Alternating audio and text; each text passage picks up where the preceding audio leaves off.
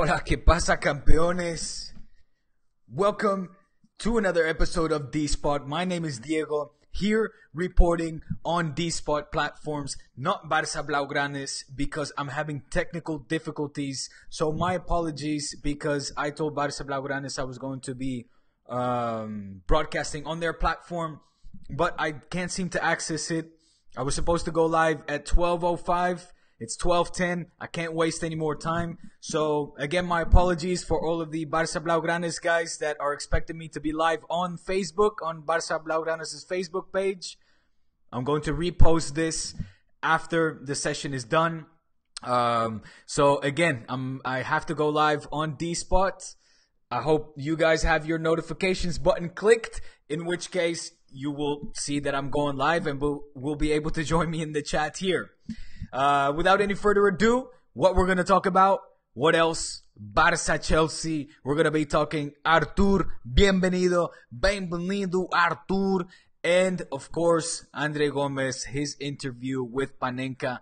Did so right after last week. I had this big, long bully session rant, and look at him. He came out, spoke out, said what he had to say. We're going to discuss it. Make sure you subscribe to this channel if you haven't already, and make sure you drop in your comments in the comment section below. I hope somebody's going to join the stream. I feel lonely. Anyways, without any further ado, let's get started. Welcome to DSpot.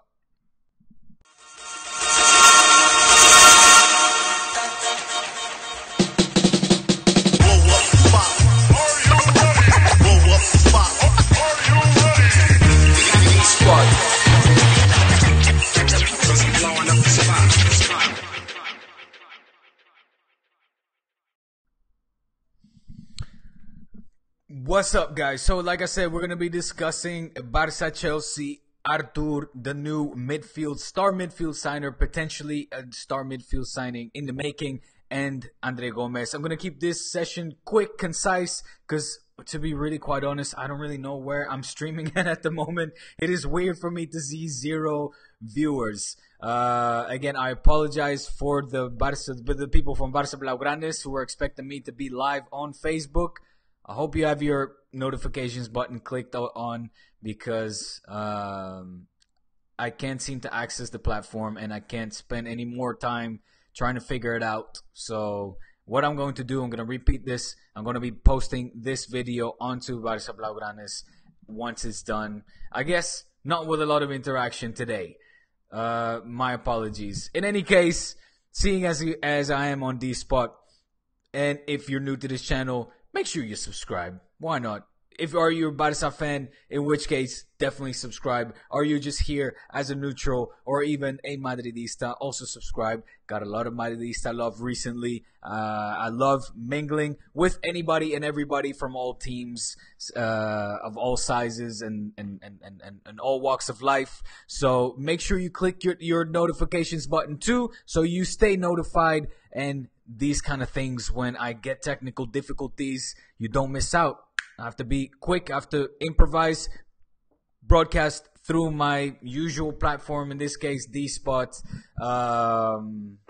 which I'm having my doubts now if I'm even doing that. The first viewer is on DSpot though, but like I said, can't broadcast on Barça Blaugranes' platform, no Facebook Live because of technical difficulties. So I'm doing it here on DSpot, and I'm going to be reposting this. But click that notifications button so you are notified anytime I do have technical difficulties in the future, and you don't miss out on these live streams. Okay?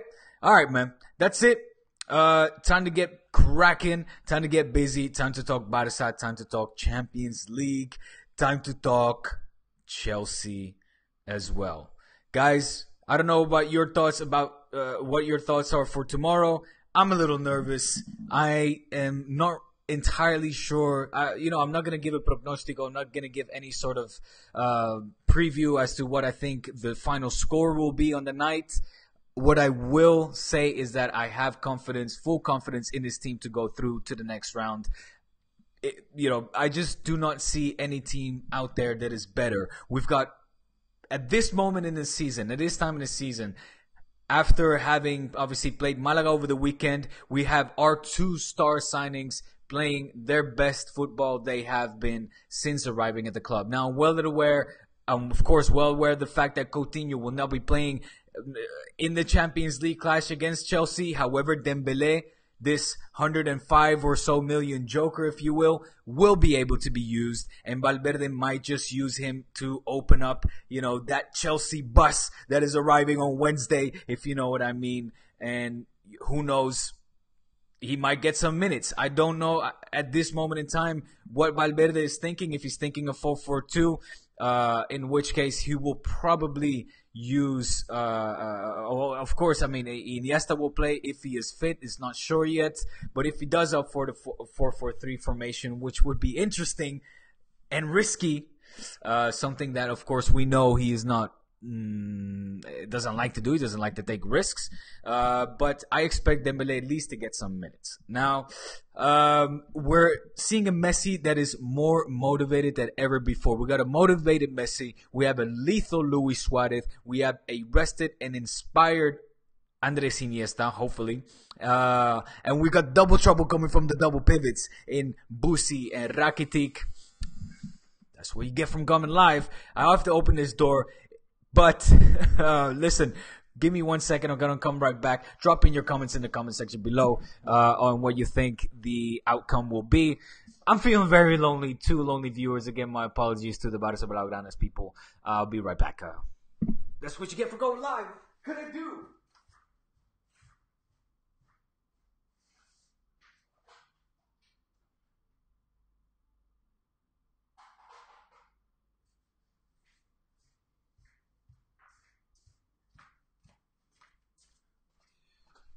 Yes, I'm back. Okay, my apologies.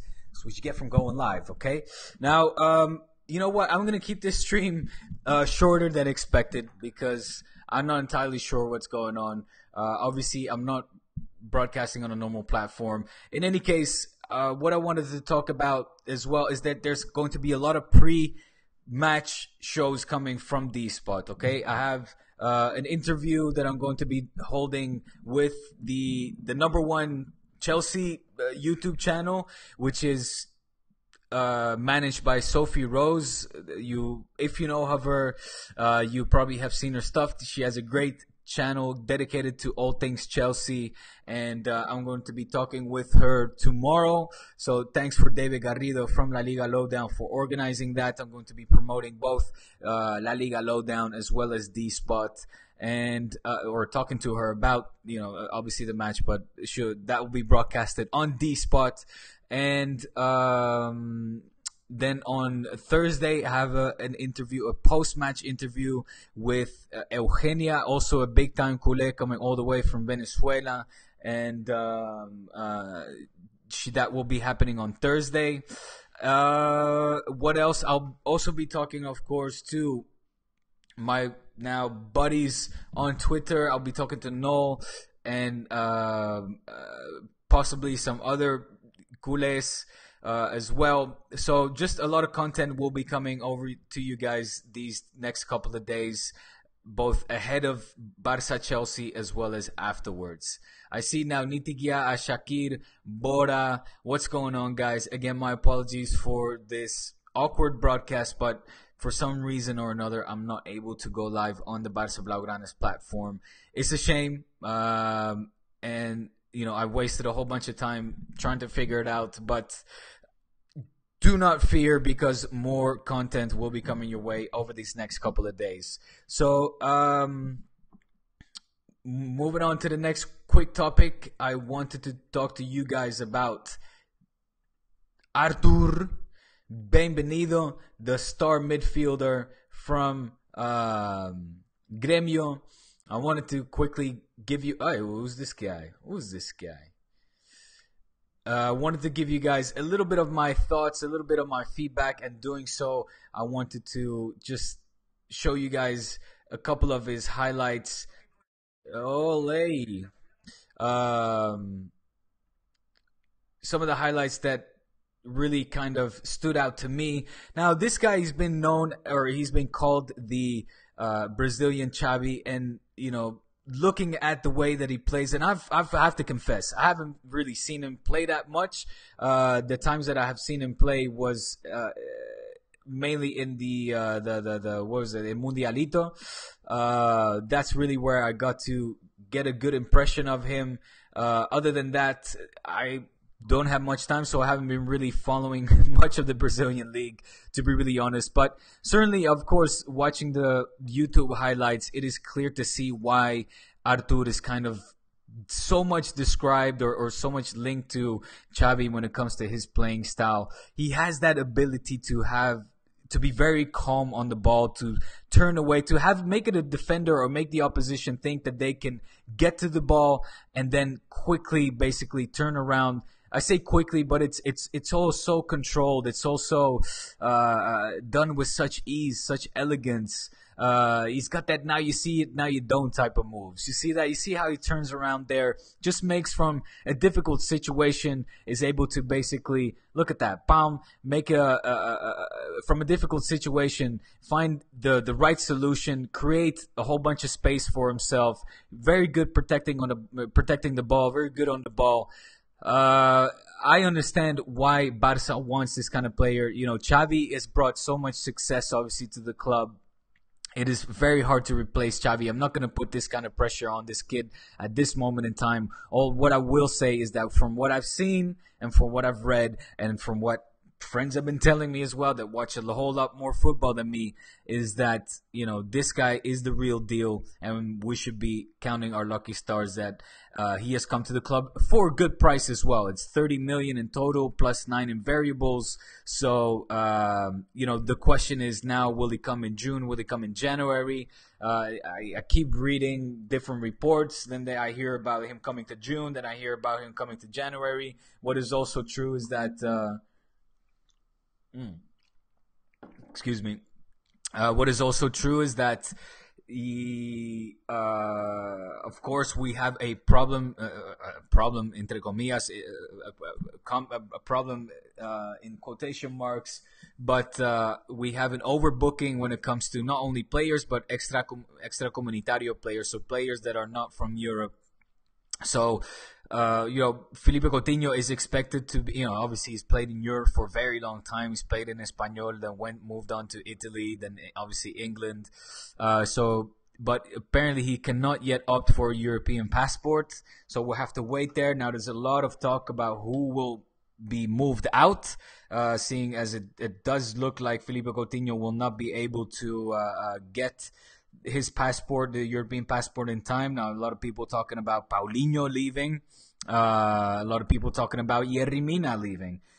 If I have to choose between two, and I'm Valverde, I would probably look at Paulinho before Yerry Mina, simply because, you know, there's an overbooking in Barca's central midfield. That is clear. No, I think nobody will disagree. You know, Yerry Mina is obviously has just come now over the winter break. Paulinho is also a new player, but when you look at the players that are extracomunitario in the midfield, Paulinho, it would be the more likely person, in my opinion, to leave. You know, I see Nitiya, you saying there, Valverde should play him more and not like Mina. By him, who do you mean? If not Yermina. In any case, yeah, like I said, you know, don't forget we have Rafinha obviously on loan. We have Arda Turan on loan, with all the additional midfielders that we already have: Coutinho, Xavi, Iniesta, Rakitic, you know, Denis Suarez. Who else do we have? El propio Paulinho. Etc. Even Dembele can be sometimes considered a midfielder if Valverde decides to play in a 4-4-2 formation with Dembele on the wing over there. So, you know, Valverde has, and I've said this many times on this program, Valverde has a squad that is way too big for his liking. And, you know, looking at that midfield, I think that if a player were to leave to give space for Artur to come, it would be, the sacrifice would come from that midfield. Again, Artur himself is a midfielder, so I think A lot of people seem to think that is Yerry Mina. I don't think so. Let me go over a couple of your questions. Again, guys, this feels like an odd show. My apologies for this program. My apologies again for the broadcasting issues. Given the little time that I had, I thought this was the best solution. Just go live on whatever platform, and then I'll repost it to Barça Blaugranes. Let me take some questions. Bora is saying Griezmann, Dembele, Coutinho, Arthur, Suarez, Iniesta, Lord have mercy. Yeah, man. I mean, look at that. Oh, you're talking about next season with Griezmann. Yeah, I don't think Griezmann is. I think he will come, but I'm just a little bit hesitant about that whole arrival of Griezmann. Also, just from a competitive perspective, from competition perspective, I like competition. I like other teams to be competitive, to be good. If things become too easy, you lose a little bit more interest. It's not good. It's not good for La Liga. It's in nobody's best interest, I think, for one team to be so dominant. So to take Atletico's big star in Griezmann, sure, we might have a lot of fun. Maybe not, neither. It begs a lot of questions. How would Valverde manage? Will Rakitic be the sacrifice after having such a great season this year? I mean, I don't know. I would like Griezmann to stay at Atletico, but we'll see. We'll see what happens, man. Ashakir saying, do you think Iniesta is 100% ready? I think it's a bit risky lining him up tomorrow. So I think he will play. I think right now, obviously, juegan al despiste. The Barça it's in their best interest to kind of play not give away that he is fully fit, to play the doubt. I don't know if he will play. I think he will play. It might be that he won't. If he won't, I expect Andre Gomes to play. What's up, Nitiga? Where are you going to talk to her? Referring to Sophie Rose, I imagine. So Sophie Rose, I'm going to talk to her tomorrow. Where? I don't know. I'll figure that out tomorrow. But yeah, we'll see. Again, for those of you just tuning in now, I'll be talking to Sophie Rose tomorrow. She, of course, has the Chelsea fan YouTube channel. So that should be fun. Adrian saying, preach, Diego, praise his name. Arthur is the future. Bora, it's scary how much his style looks like Xavi. Yeah, man, absolutely. It is very, very interesting. Nitiga saying, by the way, Mina's going to be loaned out to bring Barca in the summer. See, I don't think so. I think it will be Paulinho, if anything. I think it would be silly to loan out a central defender when you have a clear overbooking in the midfield and you need your central defenders. Now, I understand that Mina is the fourth central defender. We have Piqué, Umtiti, and third is Vermaelen, who's been injured for a long time but now plays phenomenal football. Mina needs to adapt still, so yes, he's fourth. I mean, Valverde said it himself, ojalá, I wish I could take all the players with me, but until I can't, I don't need two central defenders sitting on the bench. No, I agree with him. So, that's what's up there. Arthur can't come this summer. The deal with Gremio has been out, or the details have been out on Gremio. Has it? Okay. Bora saying that the Gremio on their site is giving the details, so it looks like he'll come in January. Will it? Is that for sure? Okay. If it is, I think that's bad news. I think that's really bad news. I really wanted him to come in June so that he can do the preseason. Hopefully he wasn't going to go to the World Cup neither to do the full preseason. I think that's just so important for a player and vital, especially for a new player coming from South America who's not used to playing in Europe, Spain, or Barça, which is just all the more difficult. He said himself he doesn't know the language, so he's got a lot of adaptation to do. The fact that he comes in January, that disappoints me. But thank you, Bora, for letting me know. Arda is going to leave by the end of his loan. Well, we'll see. Hopefully he will. But, that's all. Nothing is set in stone. So a lot of this. Nitigawa, we definitely need to offload some players. Gomes, Paulinho, Vidal. Should Iniesta be rested by Lopetegui? I hope so. I think he does need to be rested. And Bora saying, do you think Griezmann could be for Atletico what Figo was for us. That's a good one. Yeah, probably. I mean, Figo, Bora's an astute comparison, was an absolute, idol over here, an absolute legend. I used to, I would go, I was an impressionable kid at the time, well, not even that much of a kid. I was, 16, 17 years old, and I would cut my hair like him. He was an absolute idol of mine. And the day that he left, let's not reminisce on that one. We don't need to go back and dig in the dirt. That will be for another session. But yeah, Atletico, Griezmann is obviously the star player at Atletico. Them losing him would be just an absolute, kick in the balls without a doubt. All right, guys, listen, man, I'm gonna, I think, cut it off here. I see I'm on 20 minutes. Pretty decent show, pretty decent length.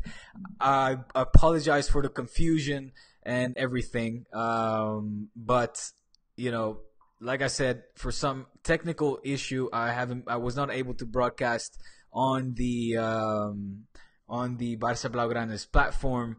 I'll just go over a couple of the articles to give you guys the latest news on Barça Blaugranes from our editors. And then we'll call it a day, okay?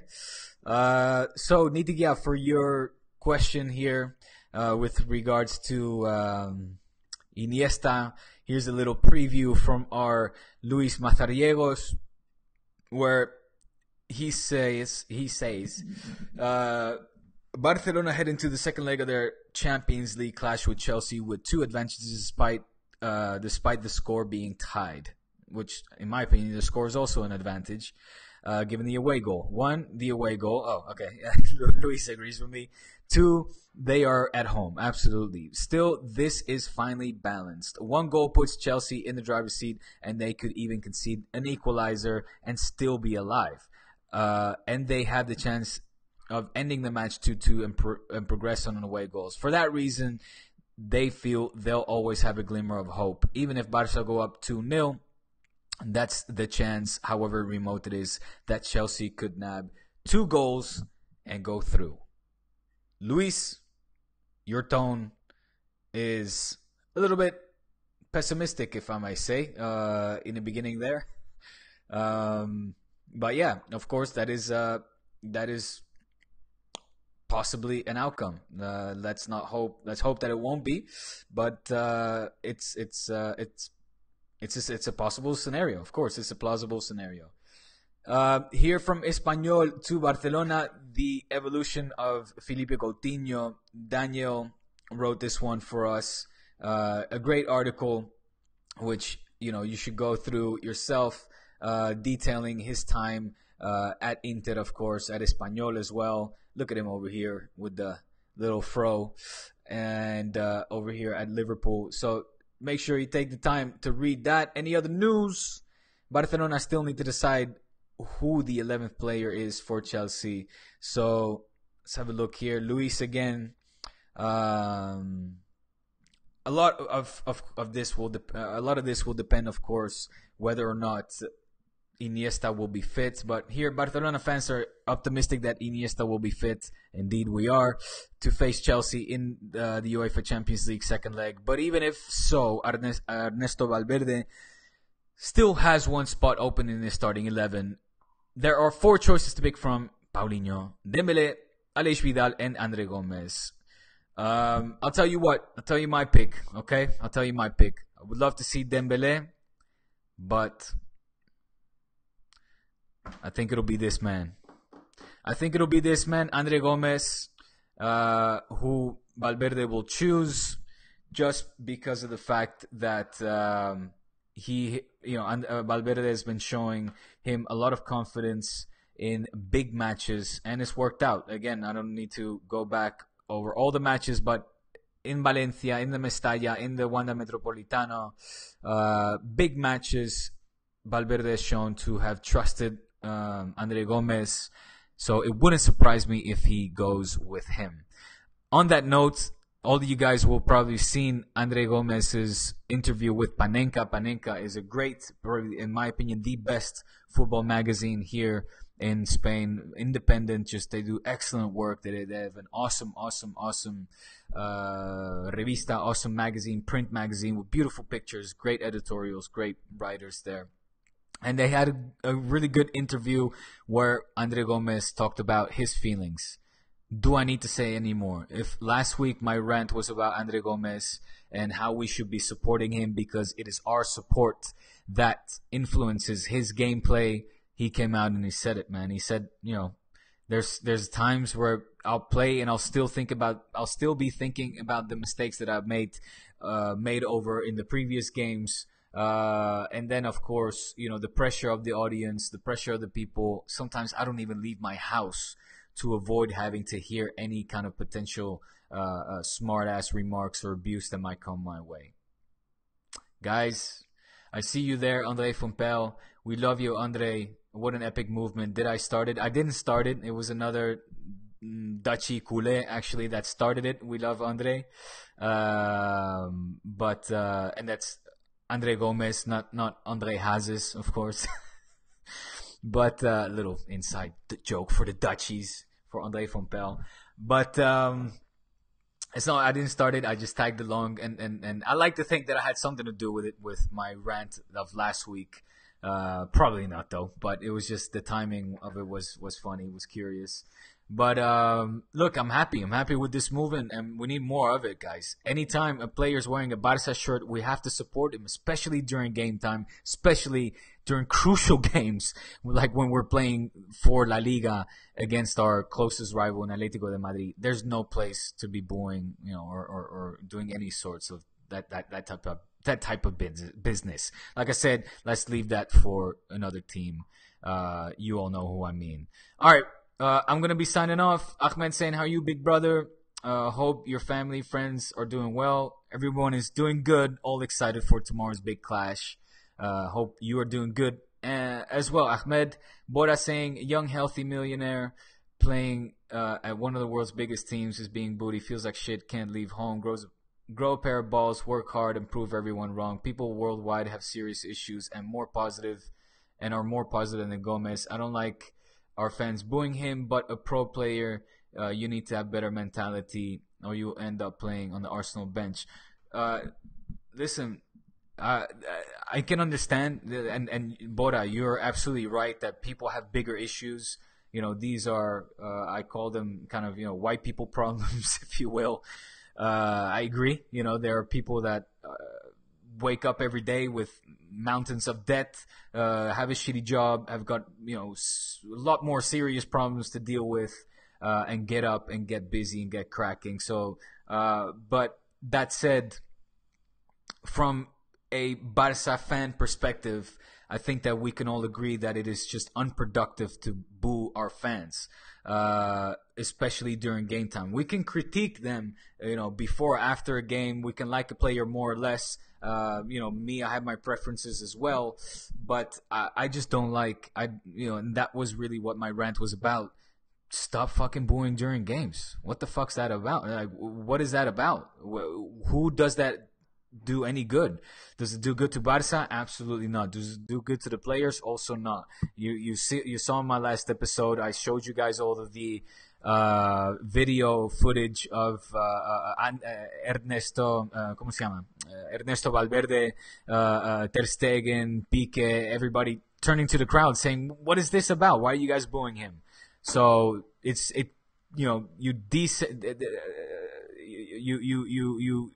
perjudica, you destabilize the team, and especially during a game when their mentality should be 100% focused on the match, on winning that match and winning us La Liga, not extra, deportivo, not external distractions from your own fans coming to boo your players. That's my point. All right, guys, listen. Again, my apologies for this strange broadcast. I'm going to be reposting this to Barca Blaugranes right away. Subscribe to this channel if you haven't already. DSpot, that's youtube.com/c/DSpot. Subscribe, click the notifications so at moments like this you are notified and don't miss out on this kind of improvised episode. My apologies again. Barca Blaugranes, of course. click on the subscribe account on YouTube or on Twitter, as well as me on Twitter, Instagram, Facebook. This is DSpot. That's what's up, guys. I'm going to be talking to you tomorrow again. Sophie Rose tomorrow, Eugenia on Thursday, and a whole lot more. All right? Stay tuned. Be happy. Visca el Barça. Support our boys. And a ver si hay suerte. We'll see you guys tomorrow. Don't forget. Peace.